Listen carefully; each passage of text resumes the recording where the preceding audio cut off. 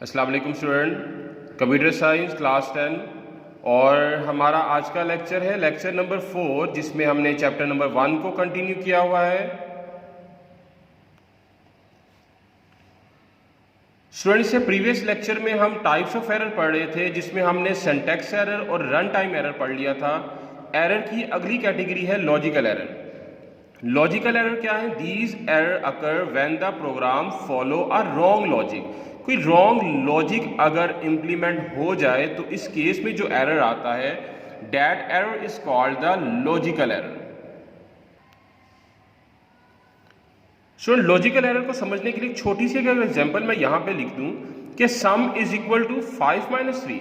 अब देखें operation perform हो जाएगा, लेकिन ये ऑपरेशन सम के लिए नहीं है, ये ऑपरेशन किसके लिए है? डिफरेंस के लिए। अब कंप्यूटर को जो फार्मूला हम दिया जाएगा वो तो ऑटोमेटिकली उसके अकॉर्डिंगली उसको परफॉर्म कर देगा। इस मीन वो आंसर 2 जो है वो सम के अंदर दे देगा। लेकिन प्रॉब्लम क्या आएगी यहाँ पर? जो एरर है वो लॉजिकल एरर मीन्स कि आपने लिखा तो फार्मूला ठीक है but logically that formula is not the formula of sum, this is the formula of difference. This type of error are called the logical error. इस केस में रिपोर्टिंग कोई नहीं होती, मैसेज कोई नहीं आता आपको कि आपके प्रोग्राम के अंदर एरर है, आपको बार बार रॉन्ग आउटपुट मिल रहा होता है। तो इट्स मीन जब भी आपको रिपीटेडली रॉन्ग आउटपुट मिले तो इट्स मीन कि आपने क्वेश्चन के अंदर कोई रॉन्ग लॉजिक का यूज किया हुआ है and that type of the error are called the logical error. और ट्रांसलेटर इनके लिए कोई रिपोर्टिंग नहीं करता। दैट इज वाई इन एरर को फाइंड करना बड़ा मुश्किल होता है। तो स्टूडेंट इनको फाइंड करने का एक ही मेथड रह जाता है कि आप प्रोग्राम को बार बार थोरोली चेक करें और उसकी टेस्टिंग करें डिफरेंट वैल्यूज़ को एंटर करते हुए, तो ऑटोमेटिकली कुछ टाइम के बाद आप इन एरर्स को आइडेंटिफाई करने में कामयाब हो जाएंगे।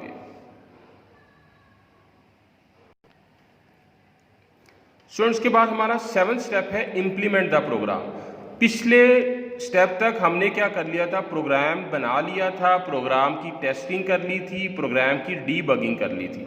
अब जब सारे काम हम कर चुके तो नेक्स्ट स्टेप इज दैट कि हम उस प्रोग्राम को या उस सॉफ्टवेयर को उस जगह पर इंस्टॉल करेंगे जहां पे इसने इस्तेमाल होना है।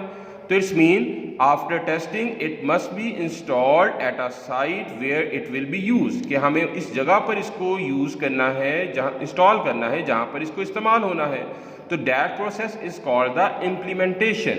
बिकॉज हमने सारा काम किया ही किस लिए था कि हम उस स्पेसिफिक जगह पर जाकर इसको इम्प्लीमेंट कर सकें जिसके लिए यूजर ने हमें कहा था। ठीक है जी स्टूडेंट, ये तो था समझ लें प्रॉब्लम सॉल्विंग का लास्ट स्टेप जब हमने इसको इम्प्लीमेंट कर दिया। लेकिन उसके बाद 2 मजीद ऐसे स्टेप हैं जो प्रॉब्लम सॉल्विंग का पार्ट हैं, जैसा कि maintain and update the programme.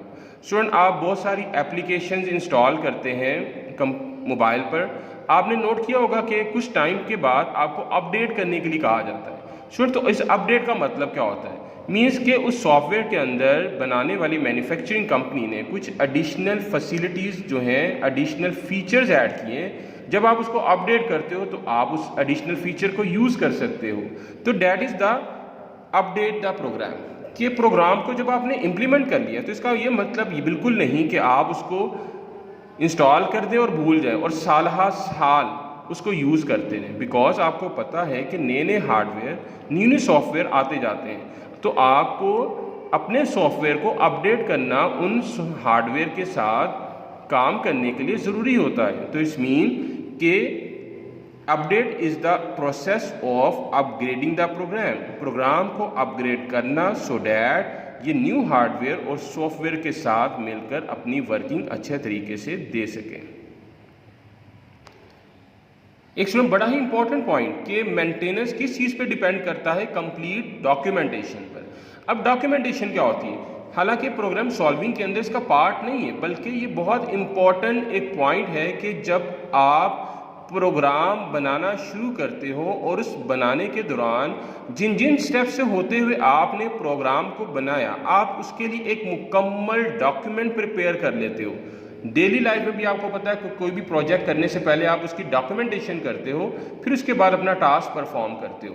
तो सेम यही काम है कि डॉक्यूमेंटेशन जो है वो हमें प्रोग्राम की कंप्लीट डिस्क्रिप्शन बताता है, जिसके अंदर प्रोग्राम का एल्गोरिदम भी होता है, डिज़ाइनिंग मेथड होते हैं, कोडिंग मेथड होते हैं, टेस्टिंग फीचर्स होते हैं और उसका यूजेज करने का भी बताया जाता है। तो स्टूडेंट अगर किसी प्रोग्राम के बारे में ये सारी डिटेल मौजूद हों तो उसका बेनिफिट किसको पहुंचता है, ये अब हमने देखना है। स्टूडेंट ये डॉक्यूमेंटेशन उन यूज़र्स के लिए वैल्यूएबल होती है जो डेली प्रोग्राम को इस्तेमाल कर रहे होते हैं, लेकिन सबसे ज़्यादा इम्पॉर्टेंस इस डॉक्यूमेंटेशन की उस प्रोग्रामर के लिए होती है जिसको आप अपने प्रोग्राम की मॉडिफिकेशन के लिए बुलाते हैं। प्रोग्राम को मॉडिफाई या अपग्रेड करने के लिए आपका प्रोग्रामर क्या करेगा, डॉक्यूमेंटेशन देखेगा। वो देखेगा कि आपने क्या क्या फीचर्स, मेथड्स और प्रोसीजर्स इस्तेमाल करते हुए अपने सॉफ्टवेयर को डिज़ाइन किया था। ठीक है, तो डॉक्यूमेंटेशन तक हमने अपना प्रॉब्लम सॉल्विंग का एक मुकम्मल टॉपिक जो है वो एंड कर लिया। अगले लेक्चर में हम एल्गोरिदम के बारे में पढ़ेंगे और उसकी स्ट्रेटजी के बारे में पढ़ेंगे।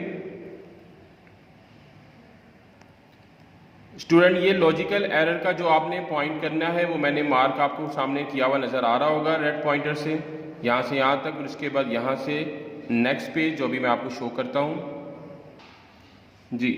इम्प्लीमेंट द प्रोग्राम कंप्लीट आप करोगे, उसके बाद maintain and update the program, ये आपके सामने मार्किंग नज़र आ रही है आपको। देन लास्ट पॉइंट जो कि डॉक्यूमेंट द प्रोग्राम था, इसकी आपने फर्स्ट 4 लाइन्स करनी है। ये तो था हमारा टॉपिक आज का। अगले लेक्चर में हाजिर होऊंगा, तब तक के लिए अल्लाह हाफिज़।